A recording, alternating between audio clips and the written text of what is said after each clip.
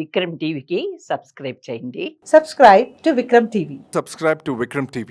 Subscribe to Vikram TV. Subscribe to Vikram TV. Please like, share and subscribe to Vikram TV. Hello నమస్తే, welcome to Vikram TV. నేను మీ అక్షయ్. మనతో పాటు Telangana fire brand ప్రస్తుతం కరీంనగర్, నిజామాబాద్, మెదక్, ఆదిలాబాద్ జిల్లాల graduate ఎమ్మెల్సీగా పోటీ చేస్తున్నటువంటి బక్కా జడ్సన్ గారు మనతో పాటు ఉన్నారు.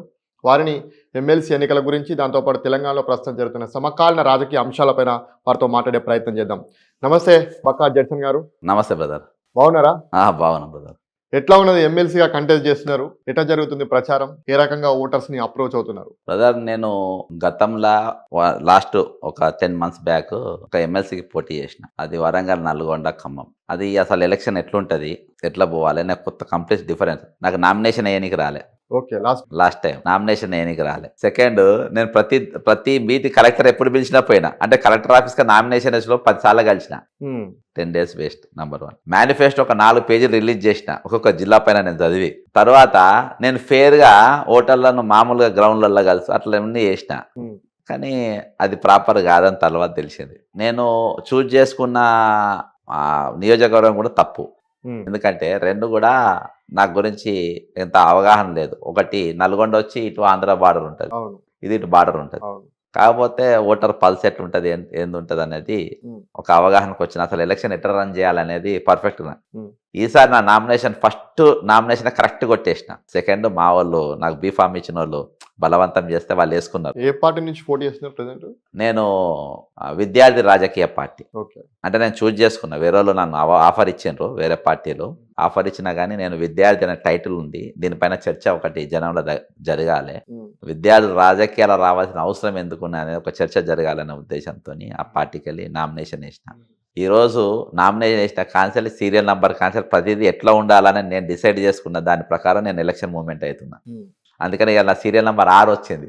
పోయినసారి నా అవగాహన లేకపోవడం వల్ల సీరియల్ నంబర్ 42 వచ్చింది. కానీ నేను ప్రతిదీ ఈసారి జాగ్రత్తలు తీసుకున్నా కాబట్టి ఈసారి ఉత్తర తెలంగాణ నిలబడ్డా. నేను ఇక్కడ కొంచెం బాగా noted. That is the reason. ఇంతకుముందు ఒక పార్టీ కూడా ఆఫర్ చేసిందని చెప్పేసి అన్నారు కదా, బీఆర్ఎస్ పేటైనా? బీఆర్ఎస్ అని కాదు కానీ అన్ని అందరూ. అంటే ఎందుకు ఆ డౌట్ వస్తుందంటే, ఈ మధ్యలో మీరు బీఆర్ఎస్ పార్టీని బాగా లేపుతున్నారు, బాగా జాకిలు పెట్టి లేపుతున్నారు.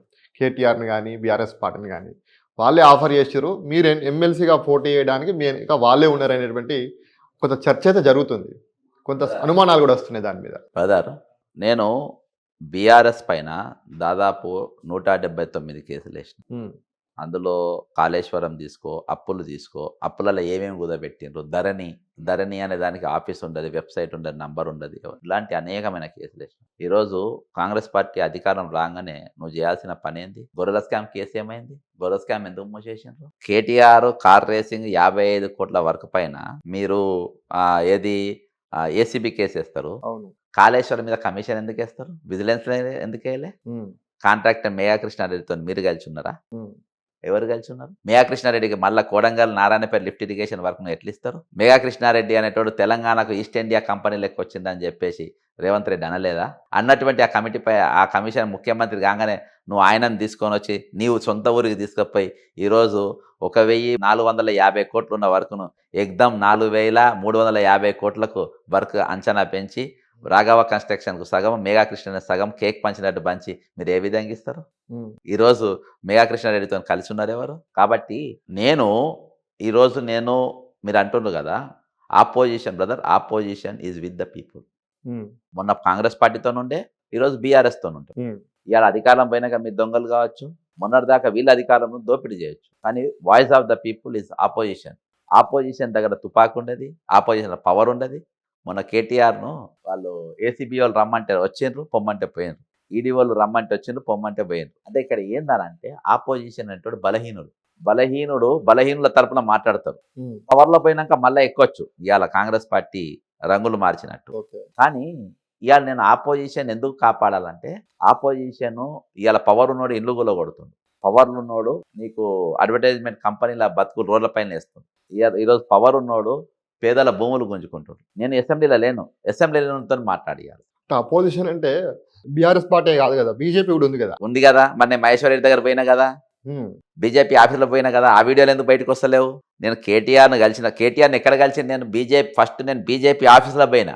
బీజేపీ ఆఫీసులో పోయి బీజేపీ ఆఫీసులో వాళ్ళ ఆఫీస్కు రీప్రజెంట్ చేసి మీ ఎమ్మెల్యేలతో సోమవారంకి వెళ్ళి నడవబోతుంది, ఎస్ఎం నడవబోతుంది, జియో కాపీలు ఇచ్చిన రెవెన్యూ డిపార్ట్మెంట్ ఏమిచ్చింది, రెవెన్యూ చట్టం ఏం చెప్పింది, ఇరిగేషన్ చట్టం ఏం చెప్పింది, మన కట్టిన ఇండియన్ ఎందుకు కూలగొట్టద్దు, ఒకవేళ కూలగొట్టిన తర్వాత వాళ్ళ నష్టపరిహారం ఎంత ఇవ్వాలి అనే ఉద్దేశంతో అన్ని నేను డ్రాఫ్ట్ చేసి జియో కాపీలు పెట్టి బీజేపీ ఆఫీస్లో ఇచ్చిన. బీజేపీ ఆఫీస్ ఎల్పీ ఇంటికి కూడా పోయినా అదే రోజు, మహేశ్వర్ రెడ్డి గారింటికి పోయినా. వాళ్ళ కుమార్ని మ్యారేజ్ ఉండే, ఆయన గెలవలే, వాళ్ళ ఆఫీస్లో ఇచ్చిన మాట్లాడమని చెప్పి.